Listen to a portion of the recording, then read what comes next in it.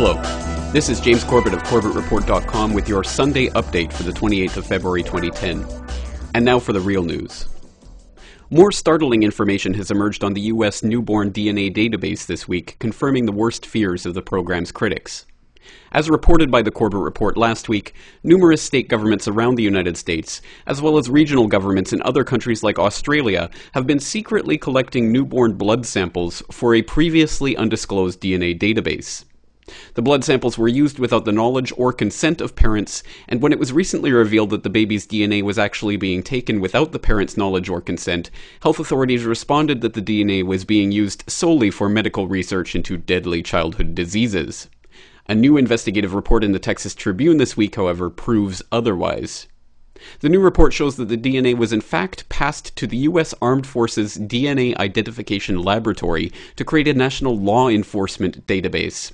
The database is eventually to be linked with similar data from other countries, creating an international law enforcement database constructed entirely from DNA taken without the awareness of the newborn's parents. Now, the Texas Health Department is in hot water for having misled Jim Harrington, the lawyer on a class action lawsuit against the program when it first became public knowledge last year, about the nature and extent of that DNA collection. Describing a meeting he had with the health department about the database during litigation, Harrington said, quote, "I can't tell you how many times we sat there and they said, no law enforcement. They said it's only about medical research. It's only about medical research." End quote. In related news, J.B. Van Hollen, the Attorney General of Wisconsin, called this week for a change in state law to compel DNA submissions from the public without resorting to criminal proceedings. In other news this week, an al-Qaeda operative captured by Iran has provided startling details about how his terrorist organization was provided funds by the CIA to help destabilize the Iranian Republic. The head of the Jundullah group was captured earlier this week in the south of the country. Abul Malik Rigi says he met the US agents in Pakistan who promised support for carrying out terrorist attacks in Iran. The Americans promised to give us aid. They said they'd cooperate with us and give me military equipment, arms and machine guns. They told me that in Kyrgyzstan they have a base called Manas near Bishkek, and that in a place like this, some high-ranking American person could come and we could reach an agreement on making personal contacts. The Americans said Iran was going its own way, and they said their problem at the present is Iran. Not al-Qaeda, not the Taliban, their main problem is Iran. One of the CIA officers said that it was too difficult for them to attack Iran militarily, but they plan to give aid and support to all anti-Iranian groups that have the capability to wage war and create difficulty for the Islamic State. The news merely confirms what ABC News, the Sunday Telegraph, and others have been reporting for years, that George W. Bush signed a covert action plan to fund al-Qaeda-linked terrorist groups like Jundullah to start a campaign to topple the Iranian government in 2007. The campaign, sponsored by U.S. intelligence, has been linked to a wave of terrorist attacks in Iran, including an attack in 2009 that killed 42 people, including generals, tribal leaders, and bystanders. In a related story, the Senate Democrats have voted to extend the most controversial measures of the Patriot Act for yet another year, including provisions that allow the FBI to perform roving wiretaps on U.S. citizens, provisions that allow the government to perform electronic monitoring on a U.S. citizen without even showing any connection to terrorism, and a provision that allows investigators to look at the U.S. citizen's banking, library, or medical records merely on a declaration that the suspect is somehow related to terrorism. The Patriot Act was originally enacted in 2001 under the pretext of fighting the very al-Qaeda organization that the CIA has been funding in places like Iran. Also making news this week, newly released documents from the Department of Defense indicate that U.S. Joint Forces Command had been monitoring Planned Parenthood and white supremacist groups in advance of the 2002 Olympics in Utah. Although the juxtaposition of the abortion group with racist organizations may seem like a non sequitur at first glance, the connection is in fact well documented. The founder of Planned Parenthood, Margaret, as well as the board members of the group's forerunner, the American Birth Control League, were in fact virulently racist eugenicists. Lothrop Stoddard, one of the board members of Sanger's Birth Control League, even wrote a book called The Rising Tide of Color Against White Supremacy, in which he warned of a population explosion among colored peoples and a subsequent erosion of Western civilization. In a letter to Dr. Clarence Gamble in December 1939, Sanger herself outlined her group's so-called Negro Project, which was a plan to, quote, Hire 3 or 4 colored ministers, preferably with social service backgrounds and with engaging personalities. The most successful educational approach to the Negro is through a religious appeal, and we do not want word to go out that we want to exterminate the Negro population, and the minister is the man who can straighten out that idea if it ever occurs to any of their more rebellious members. Then Senator Barack Obama extolled the virtues of Planned Parenthood in 2007. Obviously, my hope under a universal health care system is that everybody's got access to basic care and we have less of a patchwork quilt of services.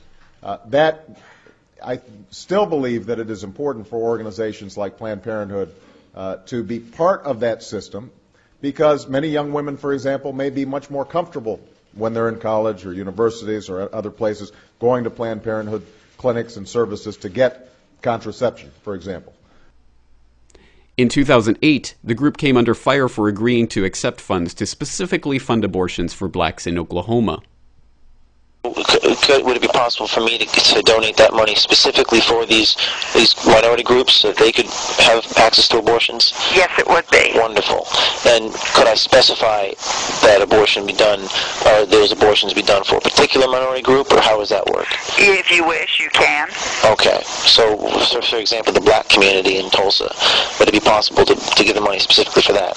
You sure can. Wonderful. Great. The abortions will be done specifically for the black community abortions. I will mark it in such a way that definitely it will. On a black baby? Yes. Thank you. Great. And in New Mexico. Can I make the donation specifically for a minority group? Like a specific group of color, or like a group of... I mean, like, I want the abortion to be for an African-American baby. Okay. And I was wondering if that could be possible. The exact amount we charge right now is $450 for an abortion. Okay, $450. Mm-hmm. And we can definitely designate it for an African-American. Wonderful. And in Ohio. If you specifically want it to underwrite an abortion for a minority person, you can target it that way. You can specify that that's how you want it spent. Okay, yeah, because there's definitely way too many black people in Ohio, so I'm just trying to do my part. Okay, whatever. And in Idaho. I want to specify that abortion to help a minority group. Would that be possible? Absolutely. Like the black community, for example? Certainly. Okay. So the abortion could be, I could give money specifically for a black baby. That'd be the purpose. Yeah, absolutely. If you wanted to designate that you wanted your gift to be used to help an African-American woman in need, then we would certainly make sure that gift was earmarked specifically for that purpose. Great, because I really face trouble with affirmative action, and I don't want my kids being disadvantaged, against black kids. I just had a baby. I want to put it in his name, so that's definitely possible. Oh, always. In 2009, Hillary Clinton received the Margaret Sanger Award in recognition of the founder of Planned Parenthood, who wrote in 1922 that immigrants, minorities, and other unfit parents were a, quote, unceasingly spawning class of human beings who should never have been born at all. In 1922, she also wrote, quote, the most merciful thing that the large family does to one of its infant members is to kill it. Mrs. Clinton used the award ceremony as an opportunity to praise Sanger and her organization. And when I think about what she did all those years ago in Brooklyn, taking on archetypes, taking on attitudes and accusations flowing from all directions, I am really in awe of her. Now, stay tuned for episode 119 of the Corbett Report, Lessons in Resistance, Whistleblowing, where we take a look at the 9/11 whistleblowers, including Robert Wright, Bill Bergman, Sibel Edmonds, Indira Singh, Colleen Rowley, Lieutenant Colonel Anthony Schaefer, J. Michael Springman, and Richard Andrew Grove.